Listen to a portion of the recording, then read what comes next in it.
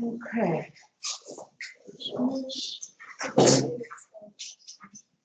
Það er flott þér. Það sem ég ætla að gera núna í þessu tíma, ég lagi taka grímuna.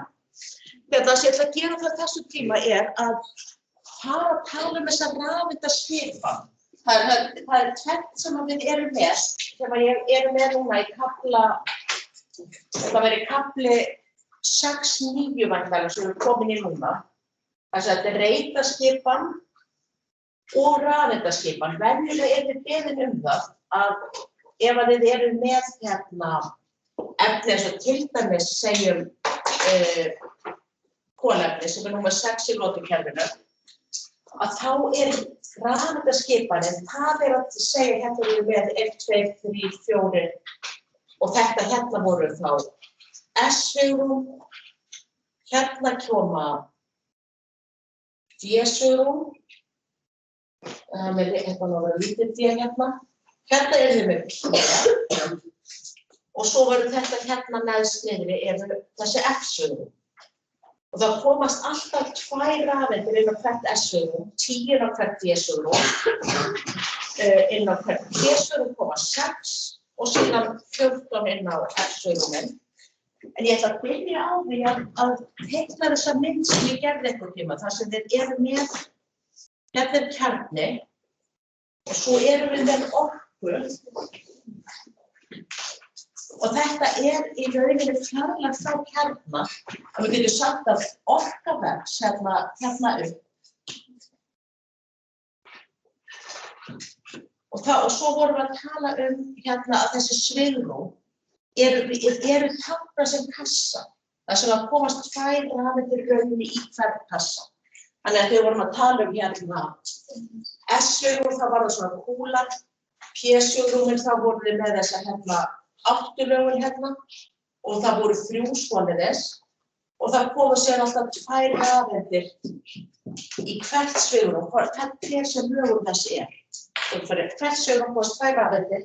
Hérna í staðinn fyrir að teikna hérna kúlu fyrir 1 S-svigrúm, þá teiknum við bara svona þá kassa eða reit í staðinn. Síðan komu hérna 2P og núna þegar við erum komin yfir í hérna atóm, þar sem eru rafeindir kring, þá verður lögunin verður svona orkubreyting, þannig að þetta verður 2S, þetta er 2P, svo er hérna 2P, já. Þannig að við getum sagt að hérna er 1S, getum sagt helium sem er hérna megin, að það fylgir því. Þannig að hérna væri með 1S, hérna kemur síðan 2S og svo getur þessi hérna svigrúm 2P og síðan kemur hérna 3S, 3P. Og þegar við komum hérna upp í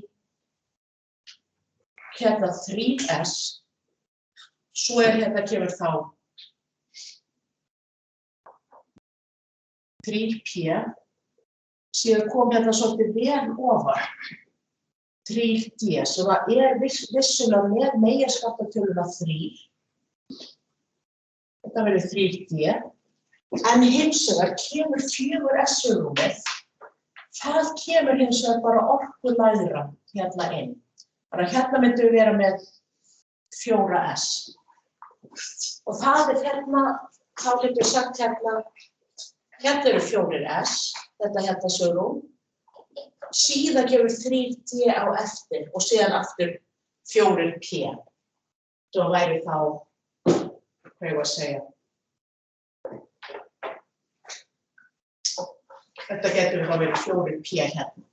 Þannig að eins og mótukerfið 1S, 2S, 2P, 3S, 3P, 4S, 3D, 4P og svo framvegis.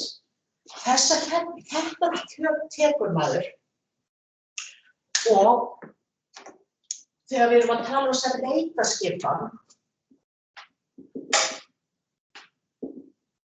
þá tekið þetta hérna allt og raða því bara í röð. Og það byrja hér, síðan þessi kassi, síðan þessi. Og þá erum við að tala að þið eru með 1S. Þetta svona það sem að hérna, hér kemur 3S, 3P, 4S og síðan kom hérna 3D. 1, 2, 3, 4, 3D og svo framvegis. Og fyrir þetta hérna gildir líka, ef ég með eitthvað rafeindir hérna inni, að þá erum við líka farin að tala rafeindaskipanina sem var eitthvað svona, ef að veitaskipans eru svona kassar sem síðan verið að fylla rafeindir inn í, þá rafeindaskipan, það fyrir táknum þetta hérna, þess að 1S og það komast 2 rafeindir inn í það, þá segjum við 1S2, segjum við 2S og það komast 2 rafeindir inn í það líka, 2S2, segjum við 2P, 6 rafeindir komast inn í það, jafnmargar og reytindir hérna, 1, 2, 3, 4, 5, 6. Þannig að hérna myndum við vera með 2P6 og svo kemur 3S2 og þannig getur maður lesið lotukerfið eins og bók. S, alltaf 2 rafeindir, hérna líka, segjum við 2P, 6 rafeindir, 3S, 2 rafeindir, 4S, 6 rafeindir, hérna 3P, 4S2 og síðan kemur 3D. Þetta eitthvað sem við verðum bara að muna. Að ef við erum með 4, 5, 6, að D-surum eru alltaf 1 tölulega. 4S, 3D, 5S, 4D. Þannig að þetta eitthvað sem maður þarf bara að muna. Og svo líka þegar við komum við niður í F-surumin, þá fara þau líka. Þau eru bara 4F og 5F og koma í rauninni alltaf 1 fyrir neðan D. Ef við tökum dæmi þar núna eða frá 50 dæmi. Hérna 4D. Sko hérna já, ef ég væri komin sem sagt væri með epli, þar sem ég væri til dæmis með, segjum ég væri með kopar hérna, ég er með 29 rótendir og þá myndi ég segja kopar 29. Ef ég er með 29 rótendir þá er ég líka með 29 rafeindir sem ég þarf að koma fyrir. Og reglan er svo, þegar maður er með hérna rafeindir, að maður þarf að reglan er svo að maður setur það alltaf inn eða raða rafeindirum sem þið þurfa að koma fyrir í kringum hérna kjarnan, að þið þurfa að raða því þannig að þið byrjið á sumóinu sem er næst kjarnan, sem er orkulægst. Það er þetta grunn ástand. Og svo eru þær sýndar sem svona hérna örvar upp og ör niður að það komast 2 rafeindir á hvert sumó. En þær hafa gagnstæðar stöðu og ég ætla svo að taka reglurnar það. En bara með það, ef ég er að setja hérna inn, þetta eru þá næstu 2, hérna 6, sér kemur hérna 1, 2, 3, það er eftir hvernig að raða inn í þetta. Það fyrst stöð, það er ein regla það sem heitir Hundsregla. Síðan kemur hérna 4S, þannig að núna er ég komin hérna í 4S. Og núna er ég með 9 rafeindir sem að þarf að komast yfir í hérna að kopar. Þannig að hérna myndi það þá vera 1, 2, 3, 4, 5, 6, 7, 8, 9. Hérna myndum við vera með fyrir kopar, þá væri þið með 1S2, það er 2 rafeindir sem komast þar, 2S2, 2P6, 3S2,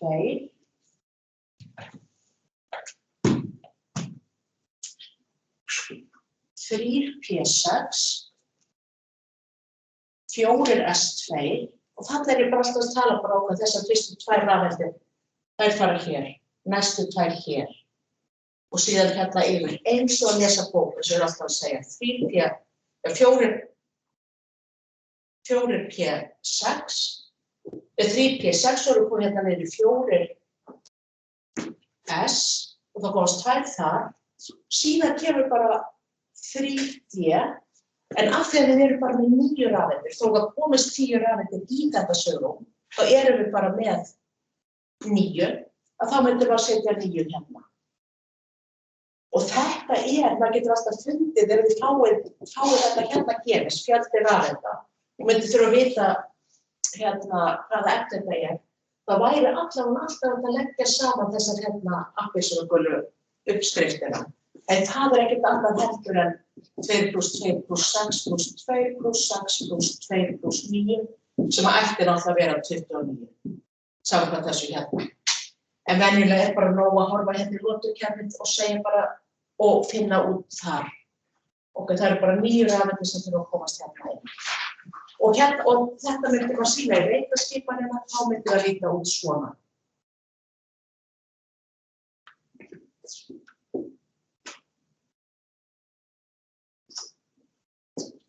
Fjórir S og svo 3 T. 1, 2, 3, 4, 5, 6, 7, 8, 9. Og þá kemur að því að loku sem alltaf spurt í framtíðinni. Þá eru margar staka rafeindir eða óparaða rafeindir og þá það 1 í þessu tilfelli, þessar það paraðar. En ég ætla þá, þetta en reglan þessi, eða þessar reglur sem að við erum með fyrir að raða rafeindum inn röðun rafeinda á svigrúm.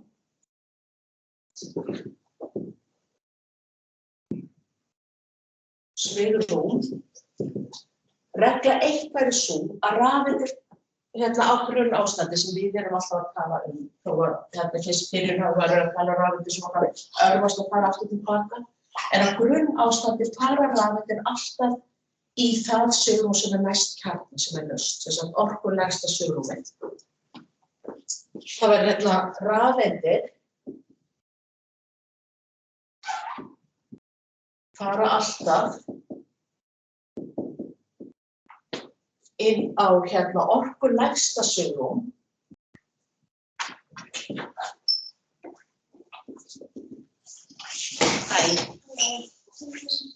Allt fína. Sem hefur pláss, það náttúrulega að vera pláss til staðar fyrir það. Og ég geti sagt reglur röðun rafeinda svigrúm og við getum sagt á grunnástandi. Því að það þá ekki það sem að geisla á eitthvað ljós og rafeindir að fara eitthvað á önnur stöðum. Bara atom á grunnástandi. Svo það sem við alltaf að hugsa. Þetta var regla númer 1 og þess vegna byrja maður alltaf að setja fyrstu rafeindirna hér, síðan koma næstu.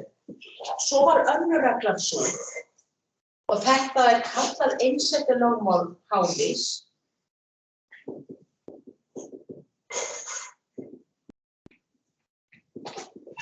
Einfaldlega það komast 2 rafeindir á hvert svigrúm og þær hafa gagnstæða spuna. Eingöngu 2 rafeindir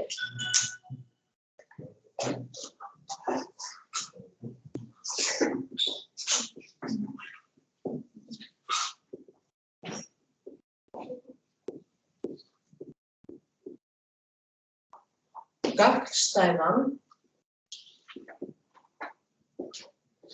þetta næst það alveg á markaði.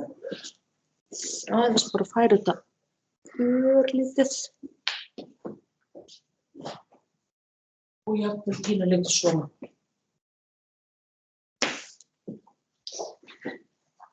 Ekkert að gerast.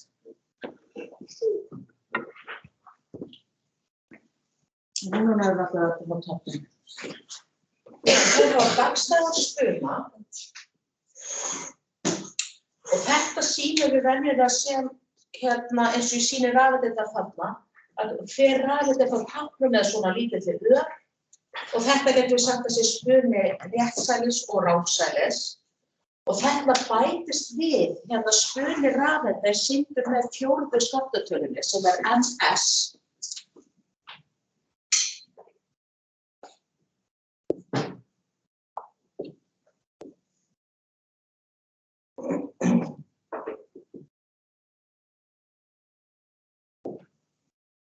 Fjórðu skammtatölunni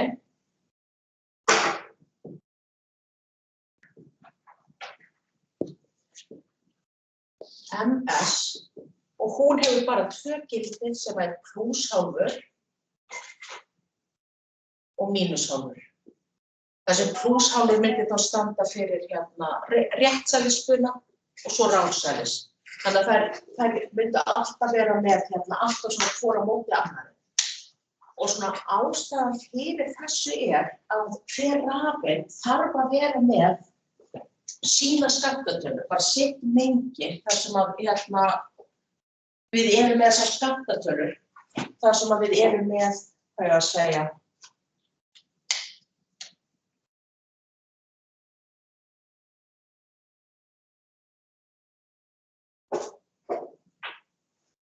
skammtatalna, að þá getum við verið með, ef við værum með mengi þar sem við erum með M, L, ML og svo þetta MS. Að það við getum sagt að hver rafeind hefur sem ólíka skammtatölu. Ég ætla að setja það neðst. Hver rafeind, sem sem þetta komin inn á svona svigrúm, hefur sitt svona, hvað segir við, einstaka skammtatölu mengi.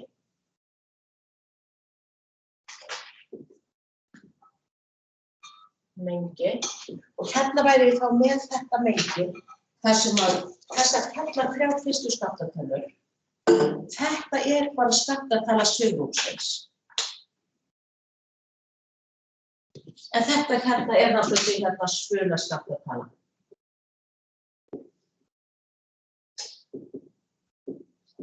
Sem að bara fyrir rafeind. Og þessi Pauli kom með það að það væri ekki möguleiki fyrir neina rafeind að hafa sömu skammtatölu sem að raðast í kringum atóm. Þannig ef við erum með, ef við tökum bara dæmum helium, sem þetta aðeins fyrir, ef við erum með helium sem með tvær rafeindir, og þá myndum við segja að önnur fyrir helium sem með tvær rafeindir og tvær óbeindir að þá erum við með tvær rafeindir, önnur hefur skammtatöluna og þá það að N sama sem 1, L sama sem 0, það var sem fyrir S L alltaf sama sem 0, ML væri sama sem 0 líka, það fyrir S-sjögrum, það eru bara með 1 sjögrum, sem hefur svo ML 0, og síðan væri við þá með plúshálfur, væri þá spuni annarra rafeindarinnar. Hin rafeindir á sama svigrúmi væri með 1, 0, 0, þetta sama svigrum, eini munurinn sá að skammtatalið sem mínusálfur. Og þannig myndi að vera allar rafeindir sem að raðast í kring eða inn á svigrum í kringum kjarna, þær hafa sitt sérstaka mengi og hvert svigrum hefur náttúrulega sitt líka sem þá bara þessar fyrstu 3 tölur. En þetta var þá þetta númer 2, lögmálið, einsetulögmál Paulis. Í þriðja lagi erum við með Hundsreglu. Nú þarf bara að taka þetta út núna.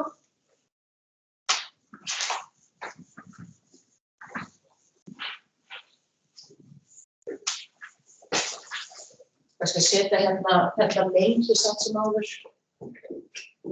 En við vorum með N, L, ML, MS, að þetta svo skammtatölu mengi. Við sjá hversu ferðan aðeins.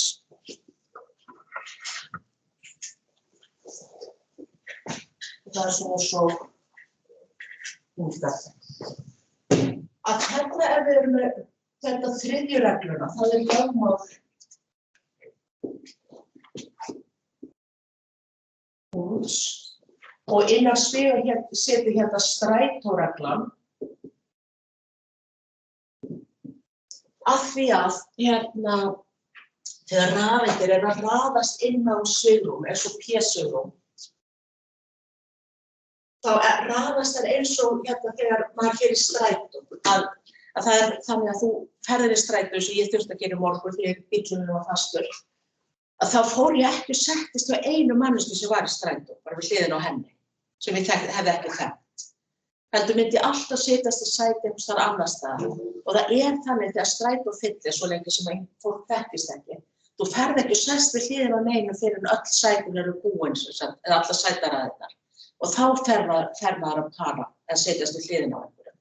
Og það að sama með rafeindirnar, þegar þær raðast inn á segjum maður, svona margföldssvigum eins og P og D, þá raðast þær alltaf þannig að það að fyrsta eru það stakar, það raðast inn þannig og allar við sama spuna á grunnástandi, það kemur orkulega best út og síðan parast þær. Þetta ágætt að muna bara sem þessa strætóreglu. Þegar rafeindir raðast inn á svona jafn svigum með sömu orku,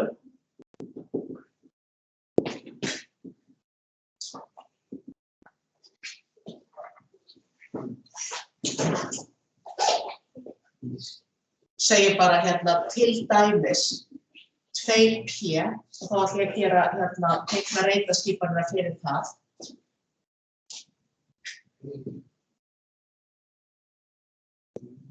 Og fara þær fyrst sem sagt stakar inn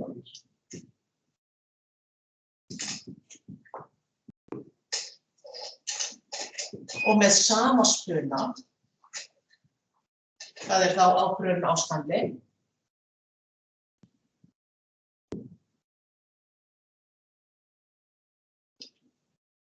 Það þá orkulega hagkvæmast áður þær fara að parast.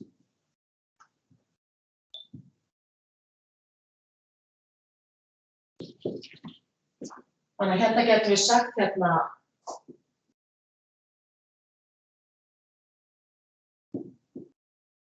við erum með 3 rafeindir sem að fara inn á þetta P-svigum,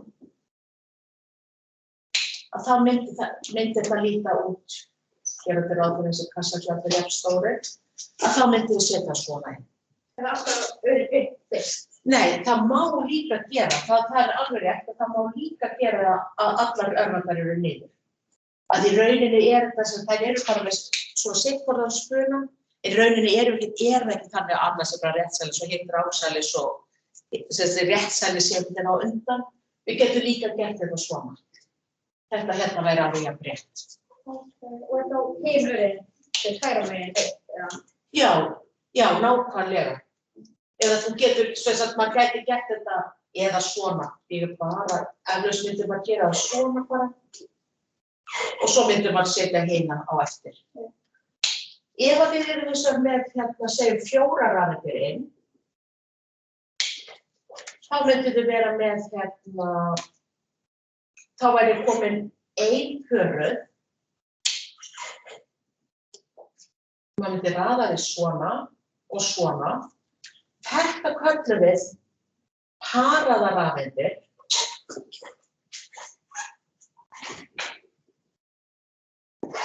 Þetta hins vegar þessi rafeind ópöruð.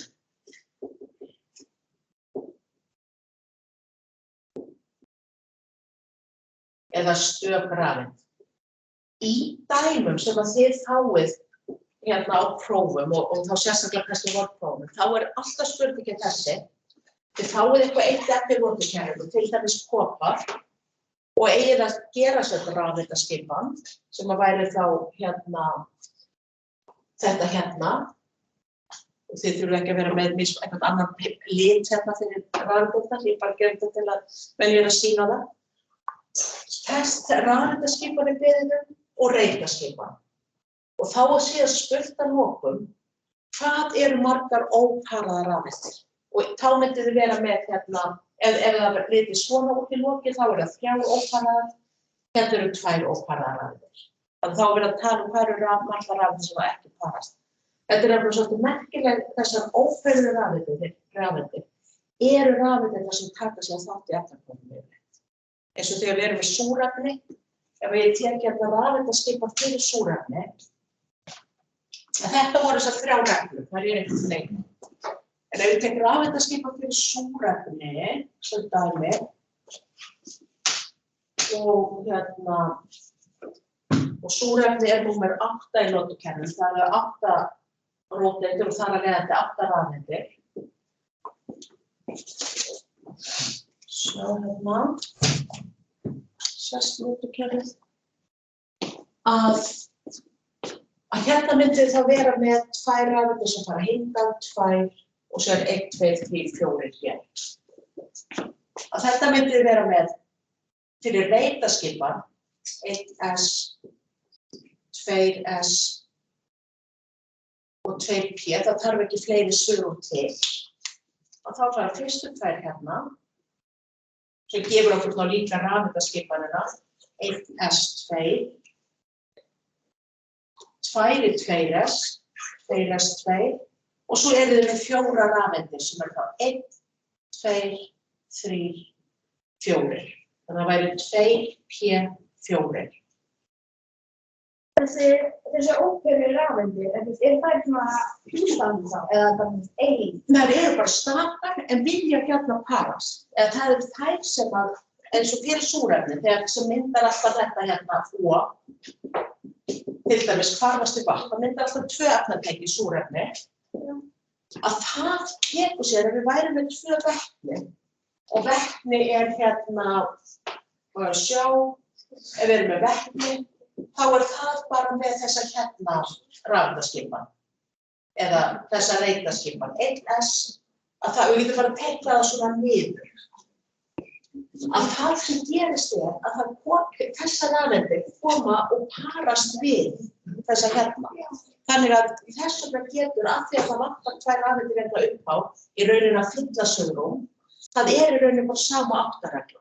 Það bara bæta það tilbúið að taka við 2 rafeindum og það þá formi rafeindarinnar frá vetninu. Þannig að maður gæti sagt hérna ef við varum komið vatn, þó að við séum þurfum ekki á ágjörð þegar við séum að fara svo út í það.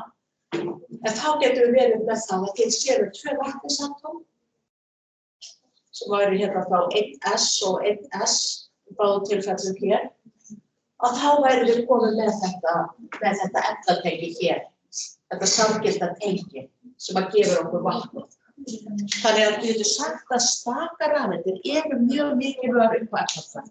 En það gefur okkur kost á því að leiðrétta fjölda rafeinda upp á 8 regluna og svo alltaf mikla efnatengi. Stókir leiksins hægri á orðinu, það ekki svona að myndir eðaloftinu? Jú, og þær eru bara með full rafeindasvigrúm og þau hafa engan á neynunni. Þær mynda engin efnatengi því það allt fullt þar. Þannig að og þetta þá þessi regla með... Og það ekki hvað þú veist, eins og það kliðin á lengst rýmni. Hérna? Já, hálógerandi. Þeir hafa eina og síðan 2 og 3. 2, 3, alveg hálfrið. Og síðan mínus 1. Já, svo hinn bara tilbúin að gefa frá sér rafeindir og mynda jónefni í rauninni. Það losa sig við til að uppfylla 8 regluna. Nákvæmlega. En þetta eru reglurnar sem maður fer eftir og svo bara lokum, síðan náttúrulega kemur við dæmablað og það eru náttúrulega einhverjar nokkrar undantekningar sem þarf að læra sig, það náttúrulega ekki í þessu tíma. En ef við tökum, ef ég myndi taka dæmi segjum hérna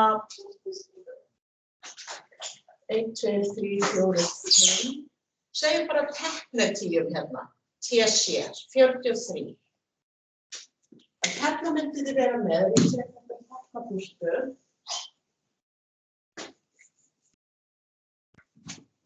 Svona. TC. Hérna þurfum við að koma inn, 43 rafeindum. Og kosturinn reitarsá, þegar við erum með þessa bæði reitaskipan og rafeindaskipan, að venjulega, ef við erum með efni sem hérna, sem ég núna að skoða, venjulega getið þið bara tekið hérna eðalgastegundina undan og sagt bara að allar rafeindirnar hingað til eru inn í þessu. Þannig að 1S2, 2S2, 2P6, 3S2, 3P6, 4S2, 3D10, 4P6, maður getur táknað það bara með krypton. Þetta rafeindaskipan þess. En ég ætla að gera fyrst hérna, að gera þetta hérna svona, segja hérna, taka þetta bara allt. En það gerir maður hérna alla jafna ekki síðan. Það var 1s, 2s, 2p, 3s.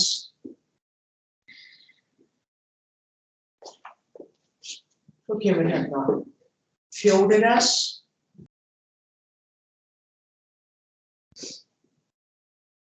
3d. Annars þarf ég aðeins að fæla hérna þetta til.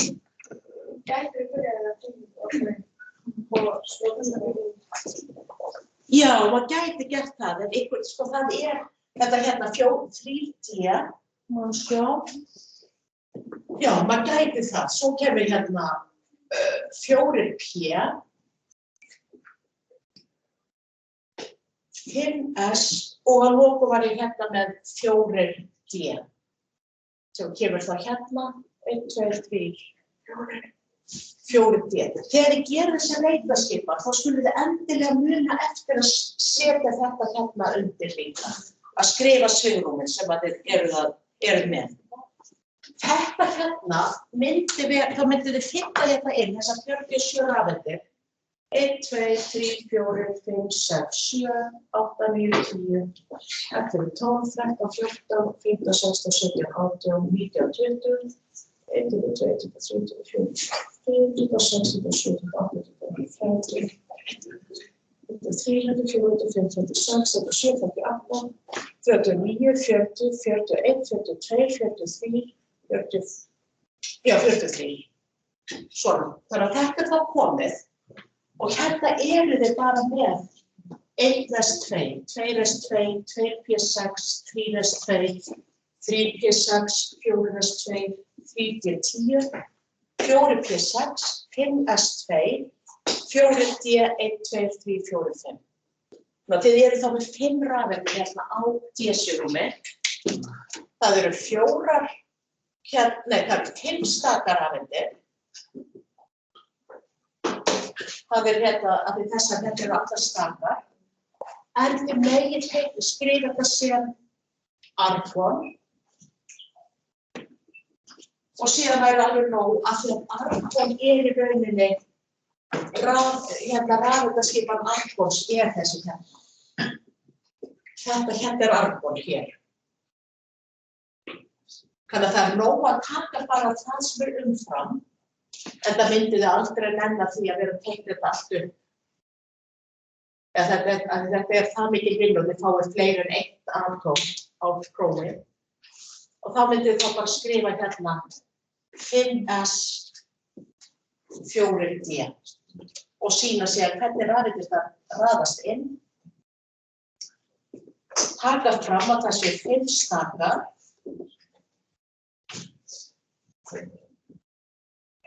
Eða það er líka talað óparaðar.